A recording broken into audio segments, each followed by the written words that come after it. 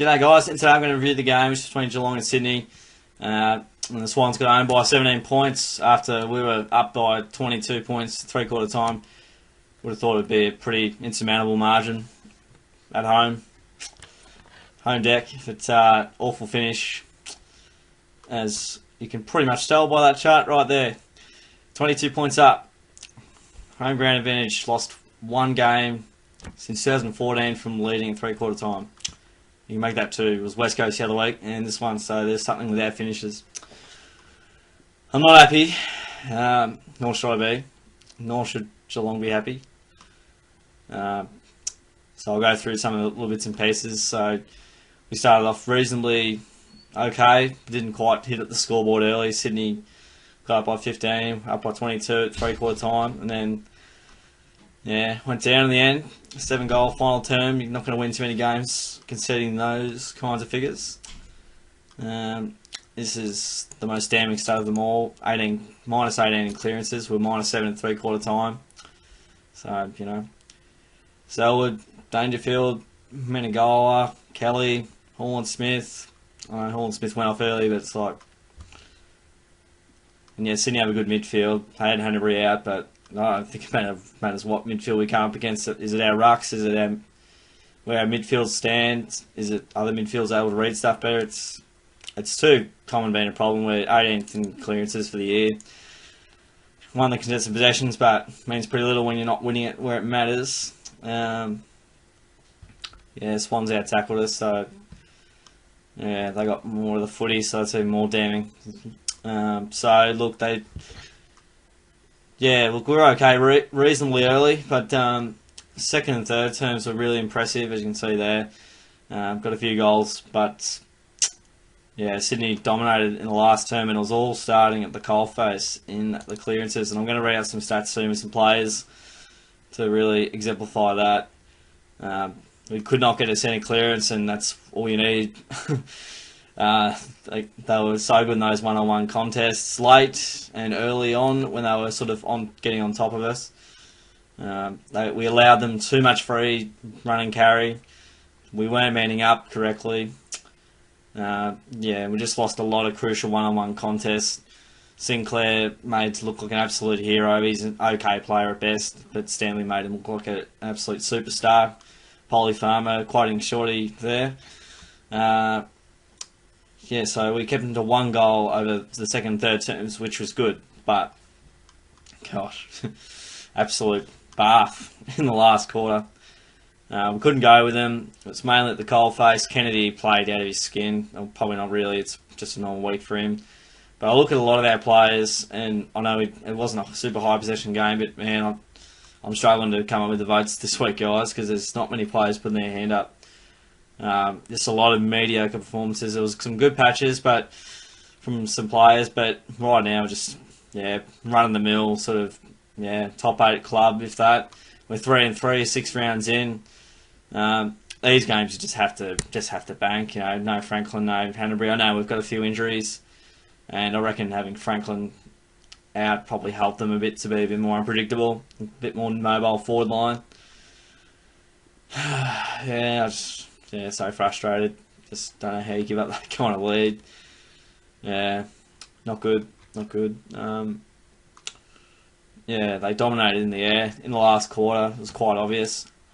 It was pretty disappointing. It looked like we just got bent over really.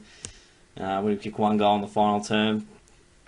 Couple of chances, didn't really give a yelp. So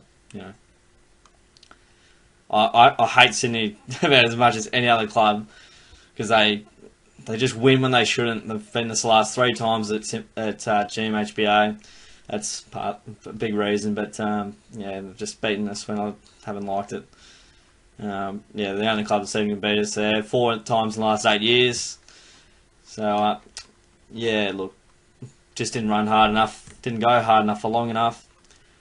Some critical turnovers. We were good in the second and third quarter where we got a bit of run and carry going and looked really good in the air inside 50. That's a positive I take out of it, but I can't really take many positives out of it when you're in a match-winning position, and even if you're up by a bit of a margin up at three-quarter time, you have to go on with it and win. Again, I know Sydney are a quality side over the last 10, 15 years. I understand that, but so are we, and we're at home. So, and yeah, look, a couple out, but Sydney had a couple out too. So, as a team, Geelong didn't play as one in the final term. No one stood up. I was talking to Shorty on the way home. I was like, mate, can you remember anyone that actually, took the game by the scruff of the neck in the last quarter? Did anyone give you help? And he's like, no, mate, there was no one that stood up. You can tell on the numbers and the stats, and yeah, we're just very average run-of-the-mill side at the moment, and probably there'll be some good wins throughout the year we don't expect to win. There'll be some upsets like this. And again, I understand Sydney are a great side, and they have been for a long time, but when you're in that kind of position, shouldn't be losing from there. And that's probably one of their weakest teams they've fielded in a very long time. No Franklin, Hanbury, no Towers, no Reid. So they've got no forward line. And ironically, just the mobile forward line's the way to go almost. They got us caught for holding the ball and things like that. It was frustrating, but you could tell they came to play as well. And we eventually got there, but couldn't go on with it. Useless. So, yeah, I'm fuming at the moment, as you can definitely tell. I'll go into the votes anyway. Flattest review that I've done for quite some time. It's even tougher when it's just you doing it, so there you go. But I've given the 3 votes to Tommy Stewart. He could have been playing on Hayward, and Hayward kicked 3 on him and 2 in the last quarter. I don't know. I didn't really look. 15 touches, got a grab in there. It felt like he took a lot more. That's a surprising amount. I thought it was 3 kicks against, 4 tackles. I just thought his effort and his willingness to run and carry, and he's got some good kicks on him. Yeah, I'm not really sold on that 3 voter, but I'm going to give the 2 votes. This is super tough. I'm going to go Menegola, 22 touches, 2 marks, 6 tackles, kicked a nice goal. Delivery inside 50 again was a feature that I really like. Yeah, took some nice grabs. And he looks composed most of the time. He was reasonable, but again, yeah, much of a muchness really. Hawk was alright. I'll give him the 1 vote to Tim Kelly, 19 touches.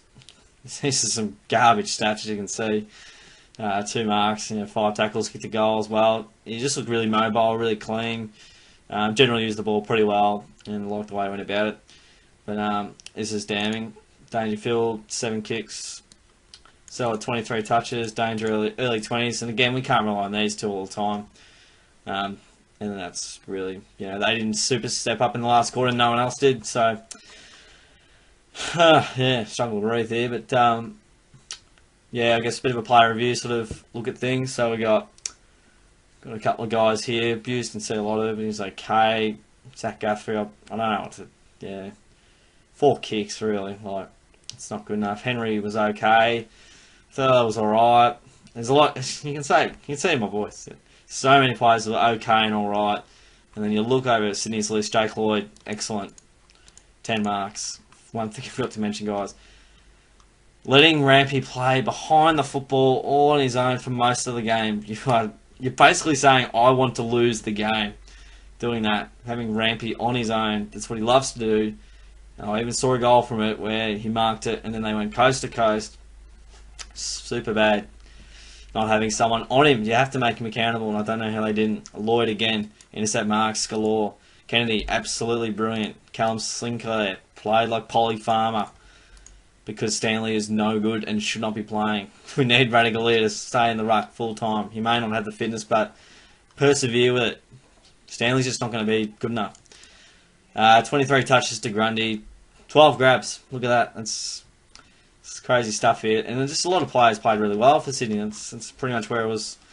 One loss there, and we had a lot of okay and alright performances, but just not good enough when it really mattered. So, yeah, well, we'll take a bit of a look to next week, guys, and we've got the Giants Friday night game, so we'll have the spotlight on us yet again. I'm super disappointed because we were just in a winning position, and Sydney undermanned away from home. You'd expect to win that, but winched a bit in this review, but I think it's pretty fair and rightly justified. So yeah, as I was saying, we've got the Giants next Friday night at home. Again, I'm going expecting to win. We haven't lost the Giants at home. Hopefully don't start off that as a trend, but yeah, a lot of sides have had a disappointing week, and then they go on and see how they go. But yeah, look, we'll see how we go. I'd expect us to win anywhere within the 3-goal mark. Again, like the Swans, I expected to win today, but it didn't happen. But yeah, I like to think hopefully Menzel comes back. Parfitt could potentially come back. Taylor's not too far away. So yeah, look, we've got a few injuries, but really it was a team performance today that got the Swans over the line. It wasn't one player, although Kennedy was superhuman. Yeah, the Giants are currently playing at the moment. They've got the Lions. How are they travelling here? Yep, got them pretty comfortably there. Yeah, we generally go okay against them as a general rule, even away from home. But I'd expect us to win, and I won't be too impressed if they don't. So, yeah, look, I reckon that. So that's the review, guys. Hope you enjoyed my saltiness and the Cats losing that one. Done on that game with the Cats and the Swans. And I've just gone to the replays there, no worries. Yeah, so it was the Swans getting home today by 17 points. And yeah, subscribe away, guys. I've been salty in this review, but you know, you'll always get honesty, and I'll call a spade. So like away if you enjoyed it. Thanks for sticking around, guys. I'll catch you guys all next time.